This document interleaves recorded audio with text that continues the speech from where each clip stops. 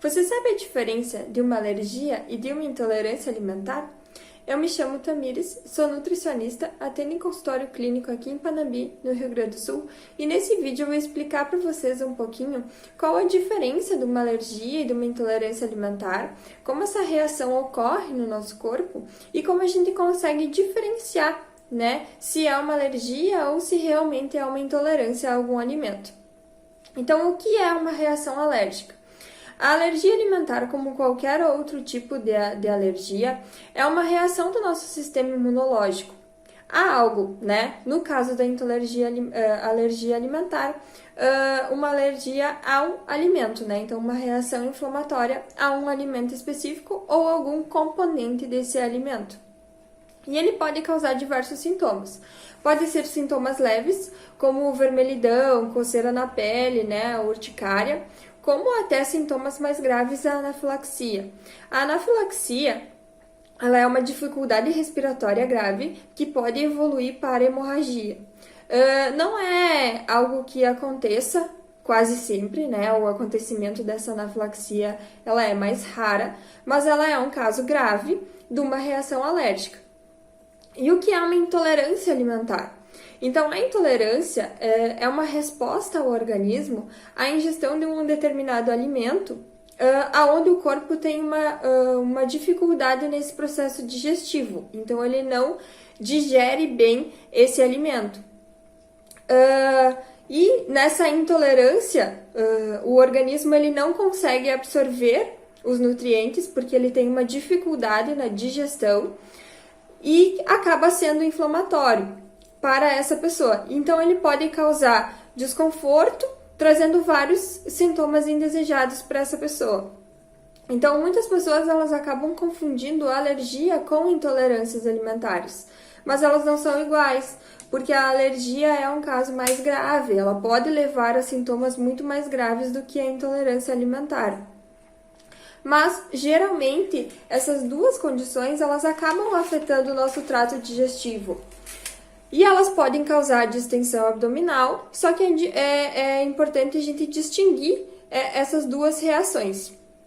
Os sintomas da alergia mais comum e mais graves, que eu já citei, os mais graves é a anafilaxia, mas os mais comuns pode ser, então, sintomas digestivos também, como dor no estômago, náusea, diarreia, pode dar coceira, então, pode causar inchaço no rosto, principalmente na região do rosto, vermelhidão também, pode causar ansiedade, vômito, E a anafilaxia, então, sendo o caso mais grave.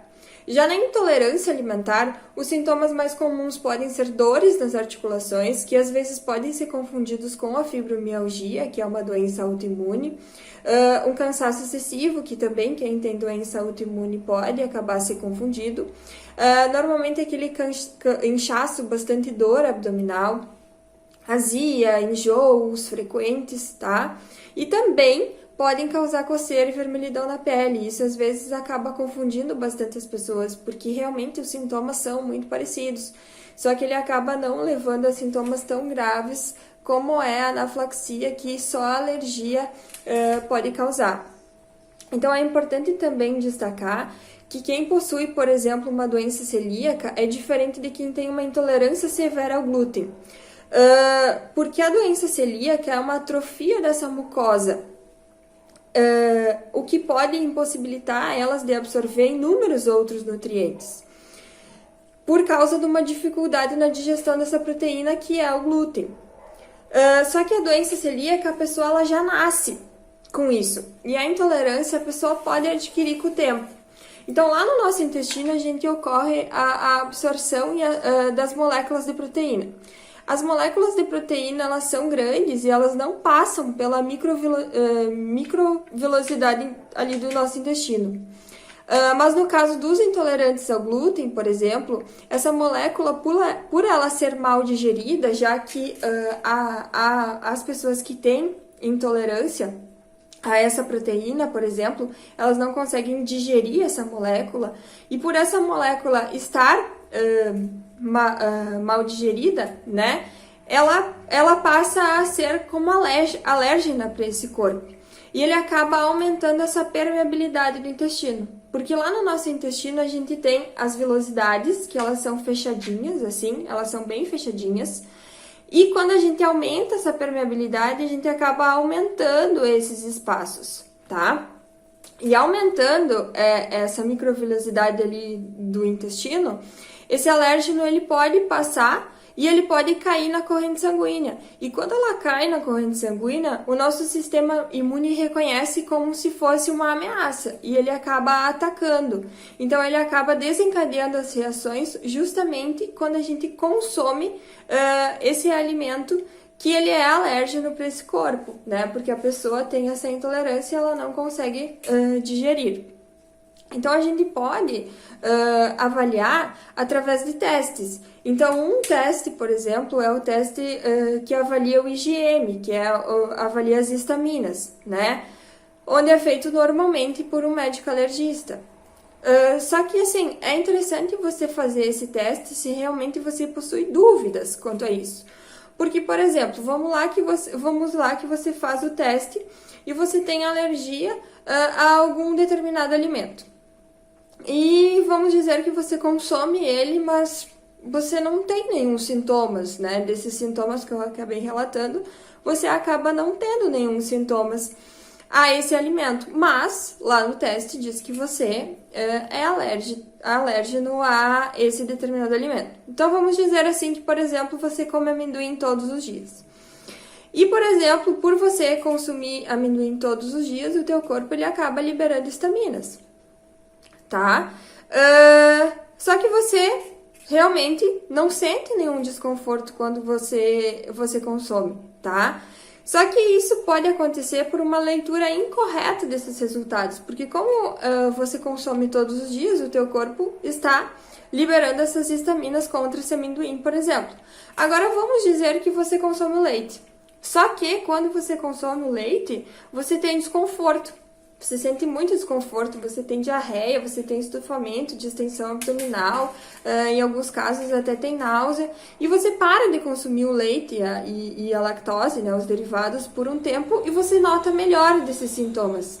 Então isso já significa que você não tolera esse alimento. Talvez não é necessário você fazer um teste, porque nos próprios sintomas você já acaba vendo que realmente você não tolera esse alimento, tá?